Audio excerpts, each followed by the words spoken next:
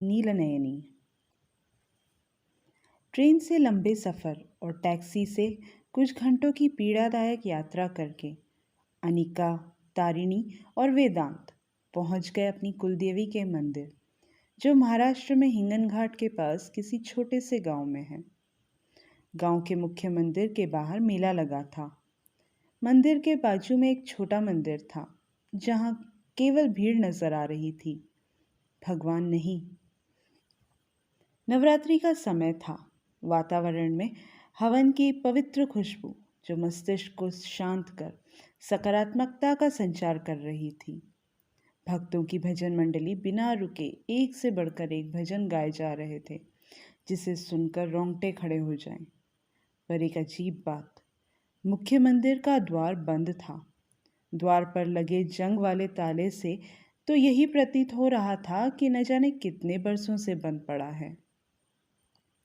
तीनों ही अनजान हैं इस नए गांव से।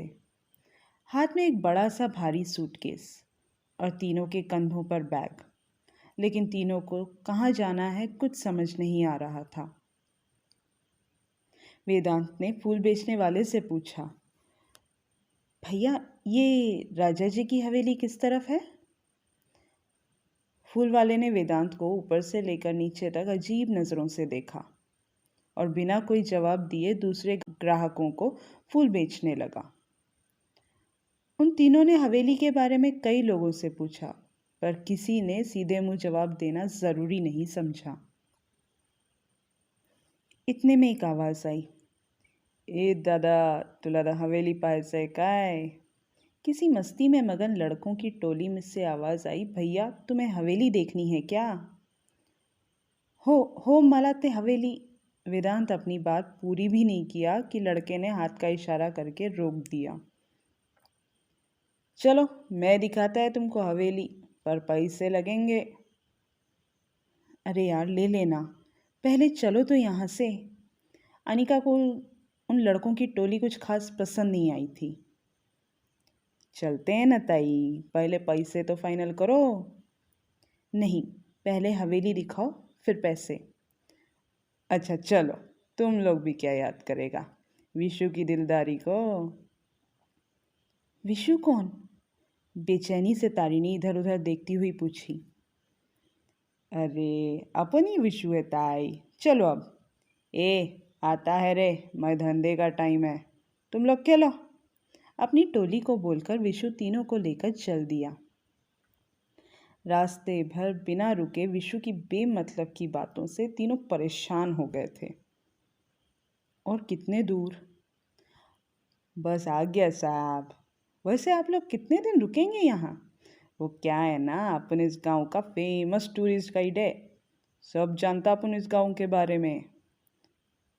अच्छा, अनिका ने बाहें तान कर कहा। हाँ ताई, आ गया तुम्हारा हवेली। सामने केवल एक धूल चढ़ी बोर्ड थी। ये बोर्ड, ये हवेली है। अरे नहीं साहब, इस धूल को साफ करके देखो। तीनों उसे गुस्से से देख रहे थे। अरे देखो देखो, गमछा गर्दन में घुमाते हुए विशु बोला। फिर तुरंत अरे साहब बोलकर उसी गमछे से बोर्ड की हल्की धूल की परत हटाई। उसमें जो लिखा था उसे पढ़कर सुनाया। रणछोड़ राजा जी की हवेली, सीधे जाकर दाएं। ये तो तुम भी बता सकते थे ना। बस क्या साहब, अपन को इसी गांव में रहने का है, वो भी जिंदा। चलो पैसे निकालो, 500 रुपये। 500? 5 मिनट के रास्ते के लिए तुमको 500 रुपये चाहिए? अरे ताई, अगर तुम 5 दिन भी यहाँ पूछता ना, कोई तुमको रास्ता नहीं बताता। अपन रिस्क लिया, उसके तो पैसे बनते हैं ना। दे दो ना यार, और चलो जल्दी, हमारे पास वक्त नहीं है। घबराती हुई तारिणी बोली। अनिका ने विशु को पैसे दे दिए और तीनों बोर्ड के बताए रास्ते पर आगे बढ़ने लगे। कुछ दूर चलने पर ऐसा लगा कोई पीछा कर रहा है। पलट कर देखा तो फिर विशु। यार डरा दिया था तुमने, अब क्या है? आप लोग भले लोग लग रहे मेरे को, किसी को बताना मत, मैं रात को आकर मिलता हूँ आपसे। पर तुम लोग मेरे को मिलोगे कहाँ? हवेली तो बंद है। तीनों एक दूसरे को देखने लगे। आप लोग चिंता मत करो साहब, मैं हूं ना। वैसे आप लोगों को उस हवेली में क्या काम? कोई खजाना ढूंढना या कोई शर्त लगा कर आए हो क्या? मेरे को पता है ये शहर के लोग ऐसे हॉन्टेड फिंटेड क्या तो बोलते, वहाँ रहने की शर्त लगाते। उसी के लिए आए ना? बोलो बोलो। चलो छोड़ो, अभी मत बताओ, रात को आता है मैं। बिना किसी की बात सुने विशु वहाँ से चला गया। वेदांत, तारिणी और अनिका आखिर उस हवेली के बाहर पहुँच गए। वेदांत अपना फ़ोन निकालता है। मैं माँ को फ़ोन पर बता देता हूँ हम हवेली पहुँच गए हैं। हेलो आई? हाँ, हम पहुँच गए हवेली। अवनी कैसी है आई? चलो ठीक है। हाँ, वो दोनों भी ठीक हैं। ठीक है आई, मैं फ़ोन रखता हूँ, काम होते ही फ़ोन करूँगा। जय अम्बे। क्या कहा काकू ने? कुछ नहीं, वहाँ सब ठीक है। अवनी और मेरी बेटी भी स्वस्थ है। सब अम्बे माँ की कृपा। जय माँ अम्बे। तीनों ने एक साथ जयकारे लगाए। इतने में विशु भी वहाँ आ गया। चलो साहब अंदर, मैं एक चोर रास्ता जानता है। चोर रास्ता क्यों? हमारे पास चाबी है। क्या कुछ भी बोलता हो साहब? वो मेरा महातारा मतलब मेरे दादाजी कहानी सुनाया मेरे को कि इस महल मतलब हवेली का राजा जो देशद्रोही था, वो अंग्रेज़ों के साथ अपने परिवार को लेकर चला गया, साला उनका नौकर बन के। और तो और अपने खास दोस्त और उसके परिवार को जहर दे के मार दिया, इस हवेली में तहखाने में दफन कर दिया। उनकी तो आत्मा भटकती है इधर। क्या कुछ भी कहानी सुना रहे हो, अब चुप रहो थोड़ा। वेदांत ने चाबी निकाली और ताला खोल दिया। विशु की आंखें खुली की खुली रह गई। दादा, तेरे पास ये चाबी कैसे? बड़े वाले चोर लगते हो, बोले तो हाई टेक।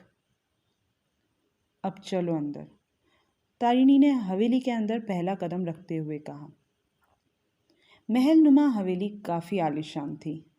अंधेरा होने की वजह से कुछ ठीक से नज़र नहीं आ रहा था। विशु जो अपने साथ लालटेन लाया था, उसी के मध्यम रोशनी से हवेली थोड़ी थोड़ी रोशनी भरी थी। हवेली में बहुत दुर्गंध थी, पर मुंह पर कपड़ा बांधकर कुछ देर वो लोग सहज हो गए। साहब, कौन हो आप लोग? मुझे बहुत डर लग रहा है। एक काम करता हूँ, मैं तो यहाँ से चलता हूँ। कुछ गलत वलत बोल दिया होगा तो माफ़ कर देना भाऊ ताई, मैं अब चलता है। सुनो, तुम्हें डरने की ज़रूरत नहीं है। हम सब बताते हैं, पर हमें तुम्हारी मदद चाहिए। हमारी मदद करोगे?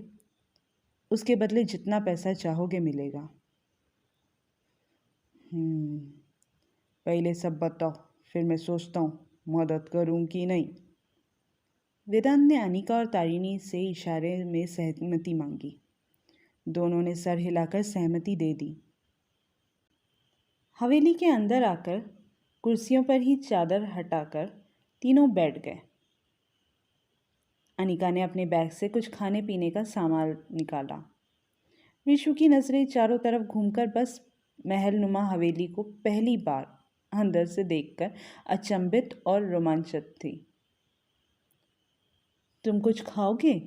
तारिणी ने सैंडविच का एक पैकेट विशु की तरफ बढ़ाते हुए पूछा। नहीं नहीं, मुझे कुछ नहीं खाना, पहले आप वो बताओ। यार, लंबा सफ़र तय करके आए हैं, थोड़ा खा पी लेने दो। ठीक है, पर जल्दी खाओ। वो भूत सहकुटुंब सहपरिवार आ गया तो वो हमें खा जाएगा। भूत भूत कुछ नहीं होता, आप शहर वाले लोग हो ना, इसलिए। वो वीना काकी है ना, वो यहाँ आई थी, 3 भूत चढ़ गए थे उस पर। मेरे काका, उन्होंने ही उतारा फिर भूत। कुछ भी, हाँ? तुम्हारी काकी की बॉडी क्या 2 बेडरूम हॉल किचन है जो भूत सहपरिवार रहने चले गए। अभी नवरात्रि है ना, इसलिए भूत शांत है, नहीं तो पता चलता। मैं भी तो इसलिए अभी इस हवेली में आया, नहीं तो मैं नहीं आता बाबा। छोड़ो, अब काम की बात करते हैं, अनिका ने अपना बैग बंद करते हुए कहा। हाँ हाँ बोलो, जल्दी जल्दी बोलो, पहले अपने बारे में बताओ, मैं सुन रहा है। 100 साल पहले जब भारत में अंग्रेज़ों का शासन था, तब इस गांव पर एक राजा जी वल्लभ राज किया करते थे।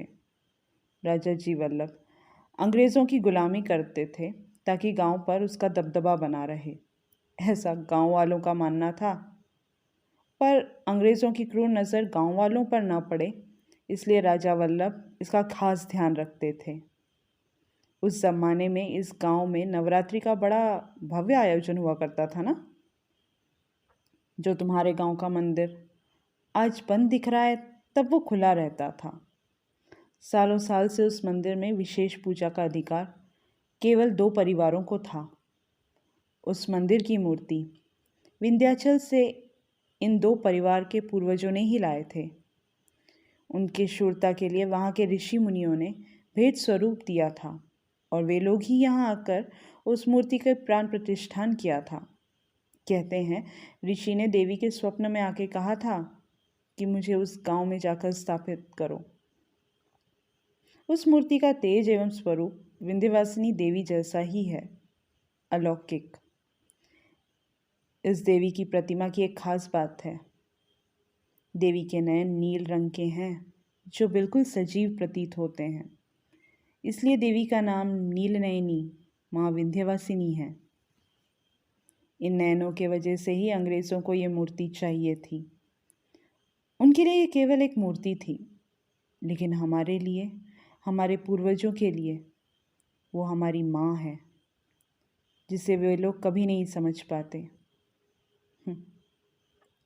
खैर, इन दोनों परिवारों के सदस्यों के हाथों माँ का अभिषेक, उनके वस्त्र, उनका श्रृंगार, उनकी महाआरती की जाती थी। 9 दिनों का मेला लगता था इस गांव में। आसपास के गांव वाले भी यहाँ माँ के दर्शन के लिए आते थे। इस देवी से जो मांगो वो मिल जाएगी, ऐसी मान्यता थी और आज भी है। आई शपथ साहब, ये सब आपको कैसे पता? बस वो राजा अच्छा था, ये थोड़ा गलत बोल दिया। वो राजा जी वल्लभ मेरे परदादा जी थे। विशु फिर चौंक गया। पर आप लोग अब यहाँ क्यों आए हो? मंदिर खोलने का वक्त आ गया है विशु। वेड़ा झाला की काय, पागल हो गया है क्या रे भाई? अंबे का क्रोध तू नहीं जानता? गांव में अकाल पड़ जाएगा, हमारे वंश यहीं समाप्त हो जाएगा। क्या बोल रहे हो विशु? सच्ची बोलता है तई। जब तुम्हारे परदादा ये गांव छोड़कर गए ना, तब रातों रात उस मंदिर की मूर्ति भी ले गए। उसके बाद गांव में कई तरह की मुश्किलों का सामना हुआ, महामारी, बाढ़, अकाल, न जाने क्या क्या। फिर बड़े पंडितों की सलाह ली गई तो उन्होंने मुख्य मंदिर का पट बंद करवा दिया और पास में एक छोटा मंदिर बनवाया। तब से आज तक हमारे गांव में किसी तरह की प्राकृतिक हानि नहीं हुई। ऐसा कुछ नहीं होगा विशु, तुम्हें जितने पैसे चाहिए हम देंगे। बॉस क्या भाऊ, पैसे के लिए इंसानियत और धर्म नहीं छोड़ूंगा मैं। तुमने अपनी कहानी सुना दी, अब हमारे हिस्से की भी सुन लो प्लीज़। विशु दादा, तुमसे छोटी हूँ, दादा तो बोल सकती हूँ ना? तारिणी की मासूमियत से विशु का मन पिघलने लगा। तुम बोलती है तो सुन लेता हूँ कहानी, पर इससे ज़्यादा की उम्मीद मत रखना। आज का भाग बस इतना ही। आगे क्या हुआ जानने के लिए सुनिए कहानी का अगला भाग। आप अभी सुन रहे थे लावण्या नायडू की आवाज़ में मेरी ही स्वरचित कहानी नीलनयनी।